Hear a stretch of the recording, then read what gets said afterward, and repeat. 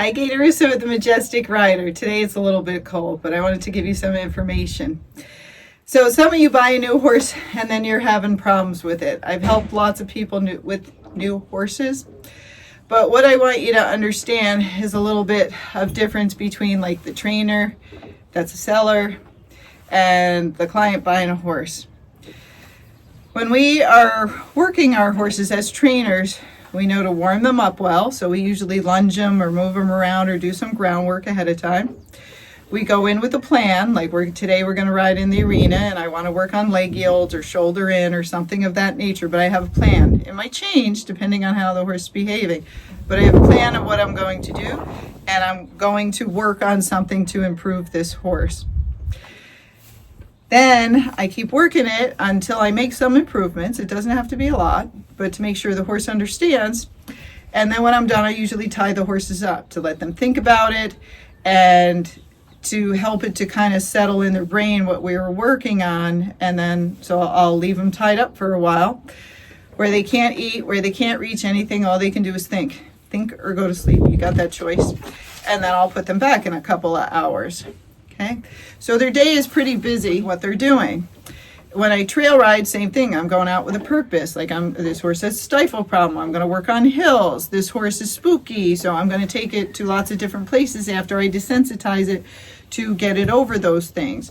And we work the horse usually 5 days a week. Everybody's different on how long they work them. Good trainers work them a fair amount. Most of the time, that's a couple hours a day at least, if not more. So we give them rules, we show them what to do, and then we expect them to do it. If they don't, we correct them, and then we do it over and over until the horse understands. Then it becomes very easy for us to communicate with the horse, and the horse behaves very well.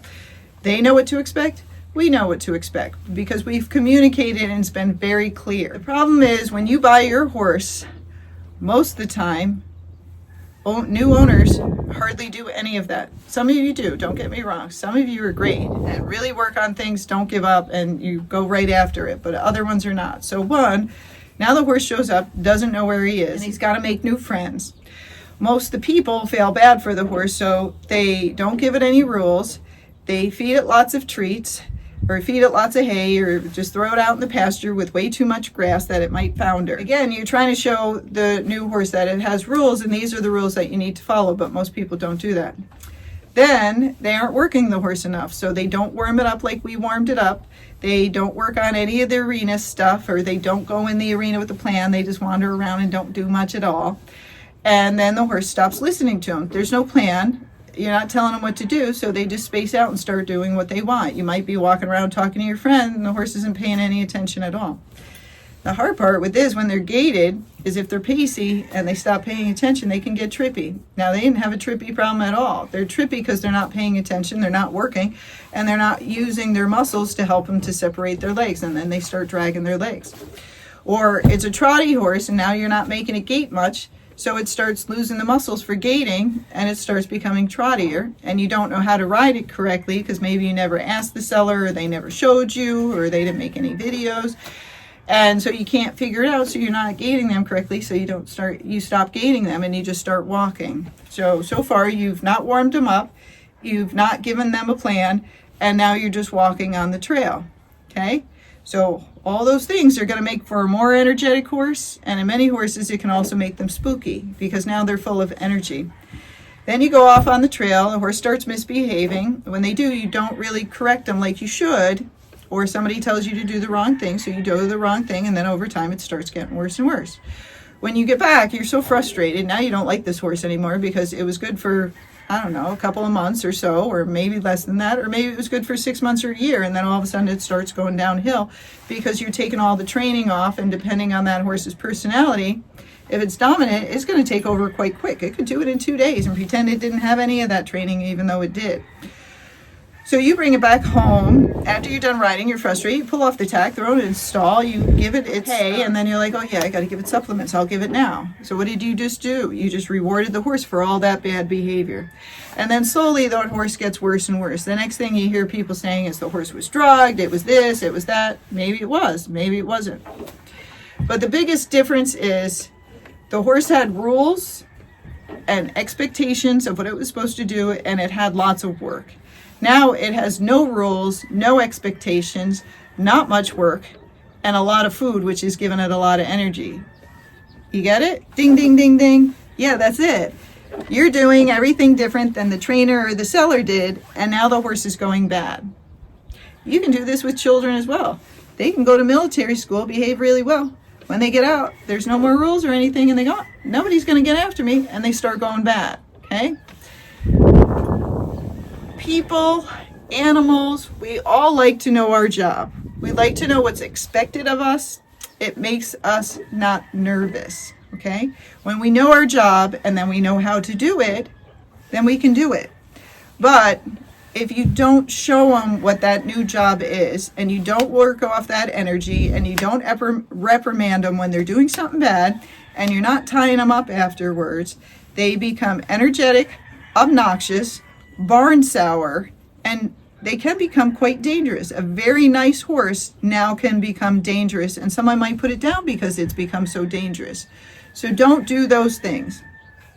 That's my advice. My advice is always warm your horse up. Talk to the seller, see how much work that horse was getting, okay? Try to imitate what they were doing. When they get to your house, I've said this before, but nobody does it. Don't change their shoes, don't change their bit, don't start doing anything crazy. Do everything the way they did it in the beginning, so the horse can make a gradual adjustment, okay? And then you warm that horse up. You ride it with a plan. I have an arena routine on my website. I have a round pen routine on my website. There's trail rides where I'm doing work out there that I talk you through it. I can send it to you if you need help. But you really want to ride it, not just at a walk. You want to gait some. You want to canter some. You want to do lots of transitions up and down once you feel safe, and be working that horse's energy out and show him, hey, when we go fast, we also go slow. So don't get too fast because we're going to slow it back down again. In time, the horse gets the routine. It'll start getting calmer and calmer. If it's getting crazier and crazier, you're either doing it wrong or doing the wrong things. You feed them grass hay. Don't feed them alfalfa. Don't feed them any crazy supplements that they don't need, because they all give energy. They all have sugar in it. That's why they'll eat those supplements without it being on the grain, because there's sugar in there. So all this added sugar can make your horse crazy. So in the beginning, don't give them all those things. Just give them hay, work, rules, and then tie them up when you're done. That horse will be pretty good. Then after, slowly start changing your things. Once the horse is used to its job, and it may take a couple of years, that horse is going to get a lot calmer.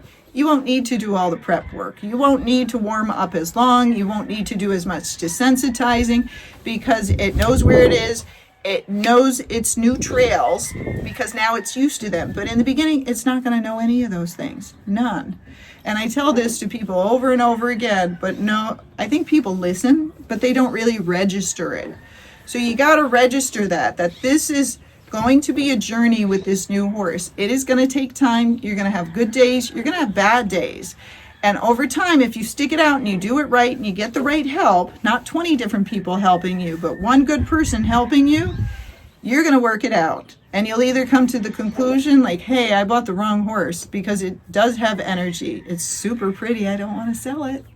But it does have energy, and it's just wasting here in my pasture because I can't ride it that much. I have medical problems. I have bills. I have all these things. I can't afford a trainer.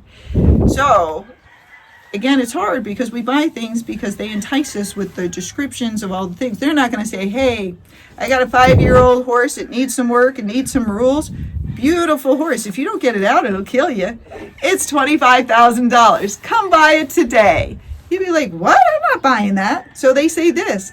I got a 5-year-old horse. It's a beautiful horse. Look at all the things it can do. It can pull a cart, take you down the trail, rides in groups, rides alone. Buy it today. It's $25,000. They just didn't tell you the other part. It's not like that other part wasn't there. They just are not telling you. So read between the lines, okay? Because lots of these people selling don't know that you don't understand what a 5-year-old horse is. It's a baby. It's a child. It needs work and rules. And yes, it needs love, but the love should be towards the end, okay? So if you got that new horse and you're having problems, take a step back, look at yourself. If you can, call up that seller if you haven't piss them off by saying mean things to them, because of course they don't want to answer if you yell it out. They expected you knew what a 5-year-old horse was.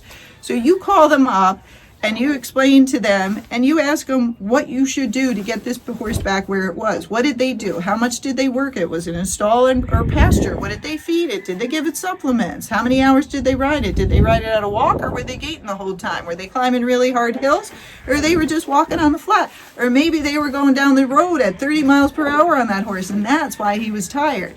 And now he's not, and he's ready to go 30 miles per hour with you, but you might not want to do that. So this is some hard advice.